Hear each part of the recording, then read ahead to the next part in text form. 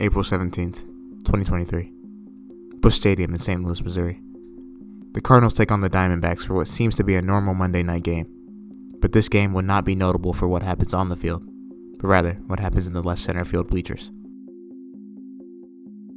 This is Sean Volcy, a second-year student at the nearby St. Louis University. Sean decides to spend the night at the game with his friends, including Cecilia Martinez, Regan Tate Johnson, and roommate Daniel Martin. What none of them, especially Sean, knew was that this night would forever change all of their lives. 1,000 words, the Sean Volcy story. And maybe they're beginning to pay off now. They've picked high in the draft the last couple of years. Sean and his group arrive around the second inning, at which point they find their seats and go get some food. Sean decides to indulge in the Nacho Supreme, a Busch Stadium favorite, but the way he ate them was... I mean, I couldn't even tell you what inning this occurred during because, it just overshadows your brain. So 1 second you're watching the game, you're so in it, you're watching the Cardinals, you're rooting for them, and then the next second you look over. It's something in him that I don't think anyone can quite understand. And you just witnessed something so catastrophic and so traumatic. Like, shocked isn't even the word. It's just part of who he is. He just has these tendencies to just inhale and just quite literally vacuum up his food. He's an eater. He was born an eater, will die an eater. I didn't think he could do anything like that. I was wrong. I was very wrong, actually. Now I'm scared. Something in him that is just a natural instinct that really just came out of him that day. It's like something like an earthquake, a tornado, it's a storm. It's brewing, and you can't do anything to stop it. You can just, it's one of those moments. Frankly, watching him eat all those nachos made me wonder, what if he eats me? What if I'm next?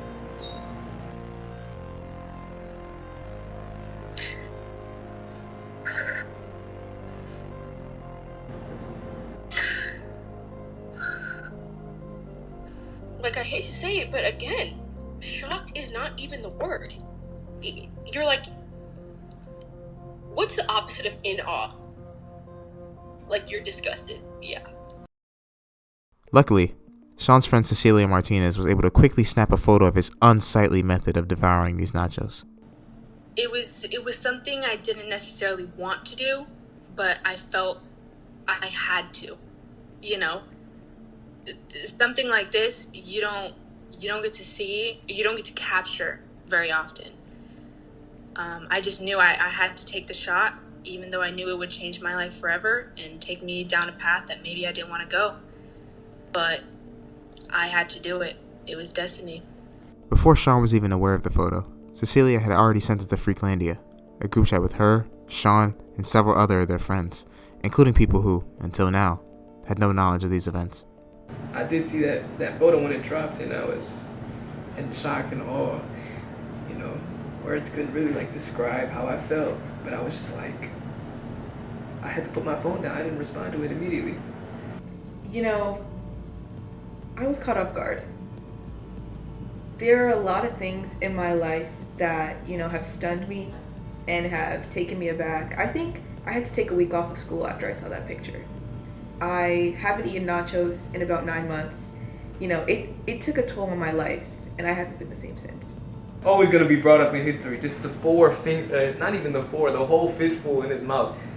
Just if you could envision just all of them going in there and stuff like that, and just the stance that he had, and just I've never seen anyone chow down on such an enormous amount of food in just one bite. And that's what really stressed me out about it was, I was concerned. It's a choking hazard. I can't even describe it. Sean just has a different form of eating. It's just a lot, and it's never that good. To a normal person, the way Sean eats isn't normal. If greedy's not the word, I don't know what is. I love food too, former, big man myself. I lost a lot of weight back in my day, but I never did it like that. It definitely changed our perception of him, and quite honestly, the whole Freaklandia, it really changed after that. Erratic behavior was not abnormal for Sean, but this in particular seemed to strike a nerve amongst the freaks, who instantly took to the group chat to voice their astonishment.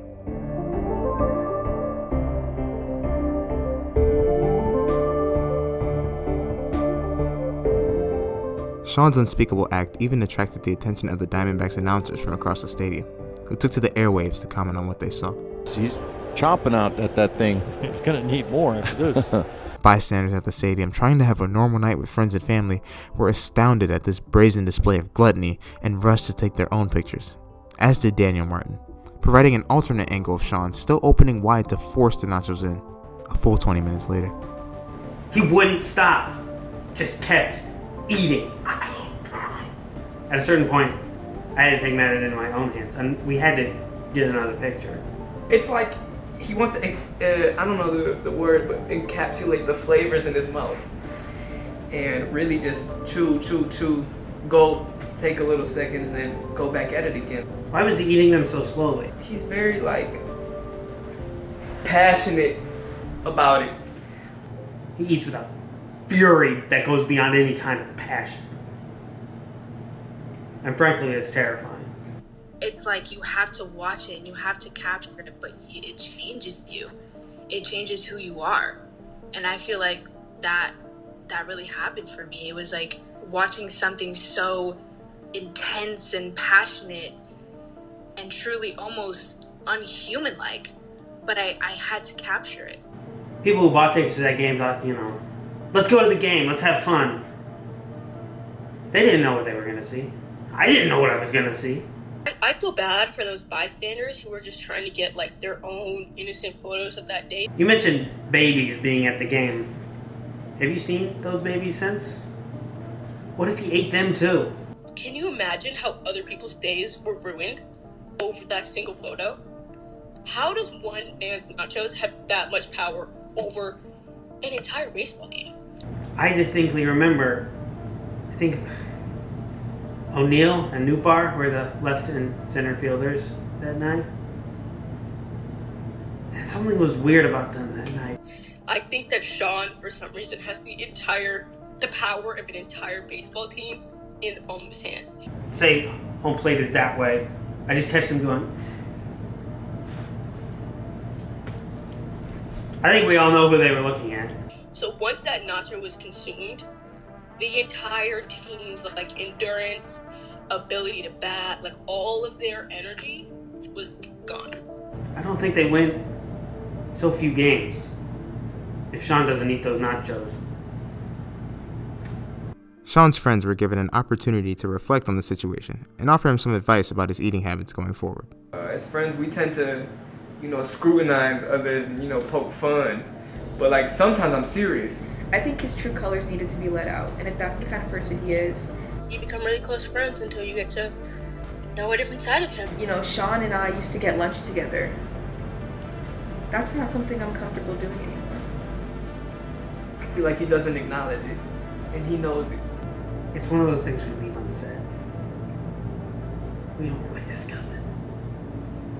It's probably best we don't. Get help. I'm draining.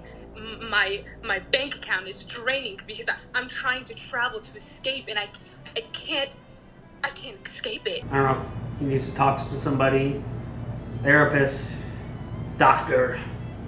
Do you know how much money I've spent on melatonin to just try to sleep at night? Sean, we love you and we care about you. Digital footprint is real. Get rid of this picture, change your ways, and do better. Don't ever pick up another bowl of nachos again in your life.